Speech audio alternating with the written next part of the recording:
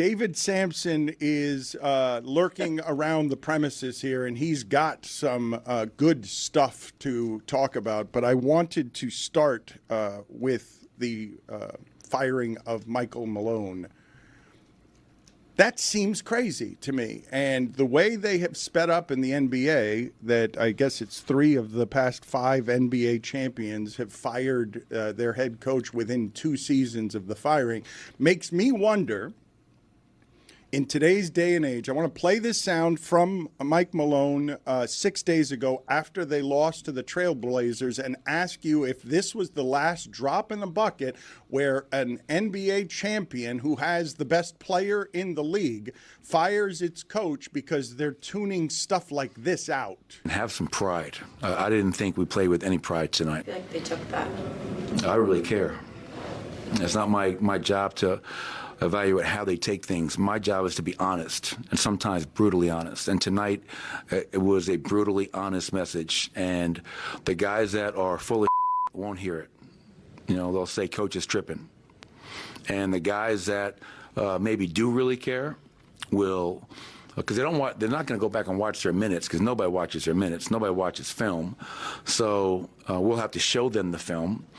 And I said, if somebody disagrees with me, please speak up. And nobody said a word.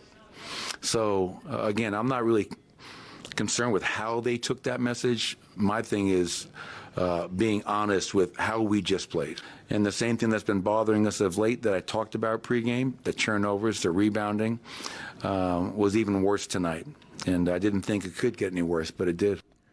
I want to ask you guys about one sentence in there, which he said, "It's not my job to evaluate how they take things."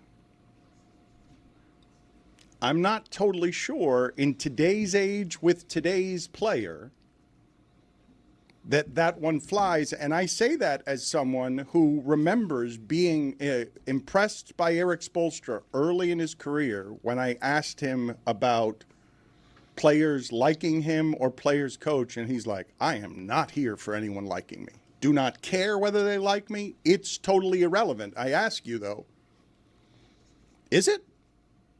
I think the NBA's changed quite a bit, though, since you had that conversation with Eric Spoelstra. I can see where Michael Malone, that he says that Michael Malone's always spoken with a bravado about him, but he's saying that as a recent NBA champion head coach that has succeeded with that very core. At the very highest level, they won a championship with him issuing that message, going about things a certain way. I don't know what's changed, really, except for the rest of the conference probably getting a little bit better and the results not quite being there. I spoke to people that would know that cover the NBA because I don't follow it that closely. I saw this alert, and once again, the second time this year after the Luka trade, I'm like, is this real? Could they have possibly done this? This is the second top 5 seed in the Western Conference that has decided to fire its head coach with 10 games remaining in the season. It's crazy. Kevin O'Connor. But I'm sorry, but what they told me was Michael Malone tends to ride his team really, really hard. And when the results aren't there, you don't have the success. We've seen this in the NFL where the authoritarian type of head coach, his act wears thin after a little bit.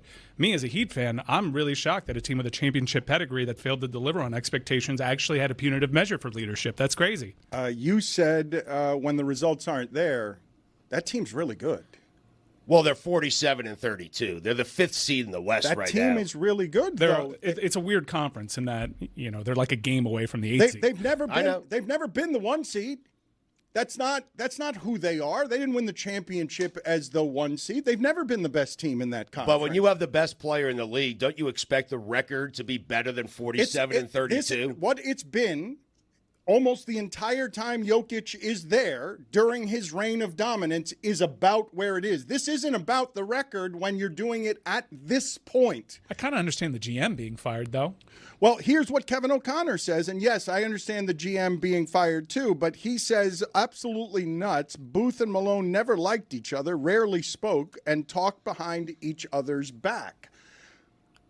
With the team struggling on the court, Nuggets ownership decided to fire both of them, and that seems insane. And it does feel insane because it is rare. Not since the Luka trade have I double-checked the Shams account and been like, am I getting Scheftered or NBA Ballsack. Centelled. Yeah, one of like I have to. Did someone spell Schafter. Shams' last name in a way that is meant to trick me because they changed the letter and can buy a blue check mark? Oh, I have the mobile alerts, but even then, just like the Luke one, I'm like, there's something's wrong here. You know they can't do this without at least mentioning it to Jokic, and I just wish to be a fly on the wall for his indifference.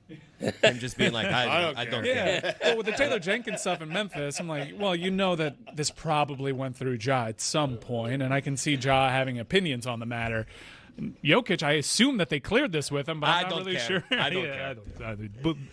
Ball basket. I don't Is the care. season over? No, you still got to play. I mean, not only is the season not over, they could still win home court advantage in the playoffs. It's crazy to fire them when they fired him. Well, they have more information than we do. They right? do for sure. But when I hear a coach question his players' pride, that's a red flag. I don't think any player, and it isn't just this generation, I don't think any player ever wants to have their pride or their effort questioned. You can question the physicality of their play or something they're doing technically wrong.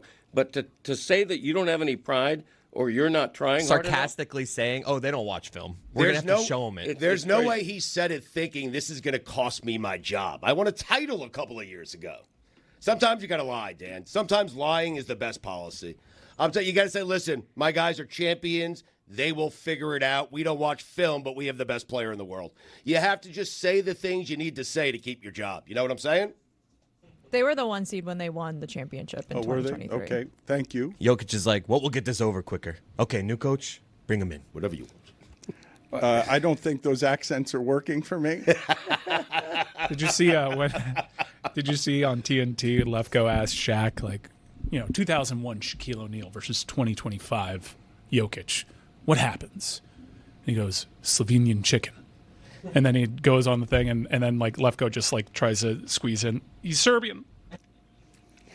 The thing I wanted to ask you about what you just said, because you said I don't know what changed. And one of the things that changed pretty dramatically where power is concerned is the players now. If we're going to make it that 3 of the last 5 NBA champion coaches have been fired within 2 years, the players' guaranteed money and position is more guaranteed than the coaches. And the power that the player has by virtue of that makes it more important that you like him or listen to him or respect him.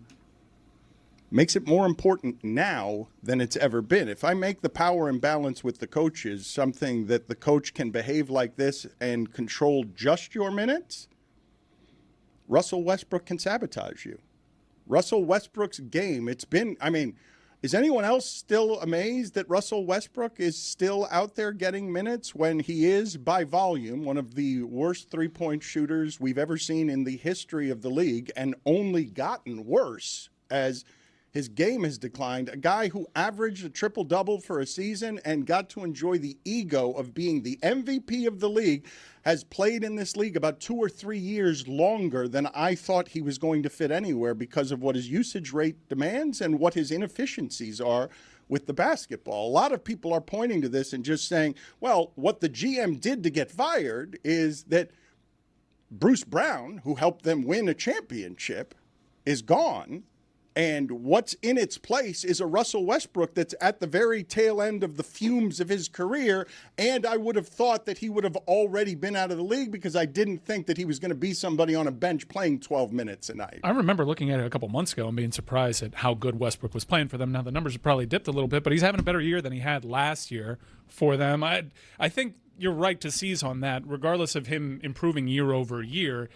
I know they won with this core, but you have what might be the most unstoppable offensive force in the history of the game, and to surround him with that same level of talent and slowly pick away pieces that made a difference on a championship team, that's not really a recipe for a GM keeping his job, especially when you've already established what the new standard is for a franchise. So I totally get the GM.